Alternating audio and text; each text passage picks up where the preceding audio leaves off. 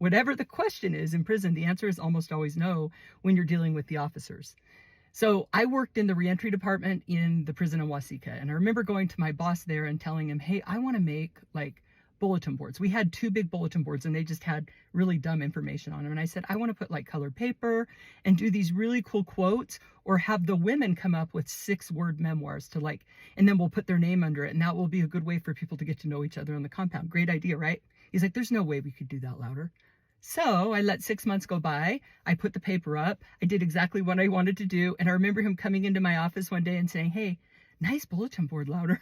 So the answer is almost always no, because if they don't know, they're just going to say no.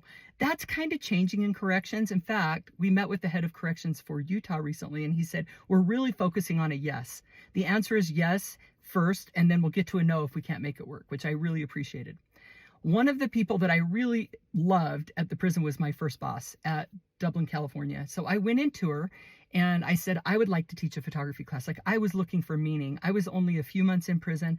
I'm a great photographer. Let me teach like the basics class. And so I wrote the curriculum. I showed it to her and she goes, this is great. She goes, I'm going to let you teach that, and I'm going to let you use the camera on the compound and show the women how to take pictures. Oh my heck. Like, it was such a hit. I had people lined up to take my class.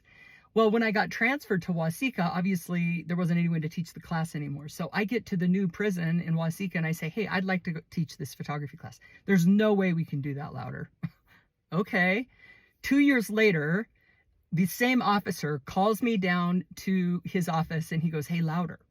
We have a photography curriculum that's already approved by the BOP that we're going to let you teach. And he hands me the curriculum that I wrote. Somehow that had circulated as an approved BOP class, and I was the one that wrote it. I said, I don't want to teach a class. Anyway, watch out when you get to prison. Don't ask if you don't want the answer to be no.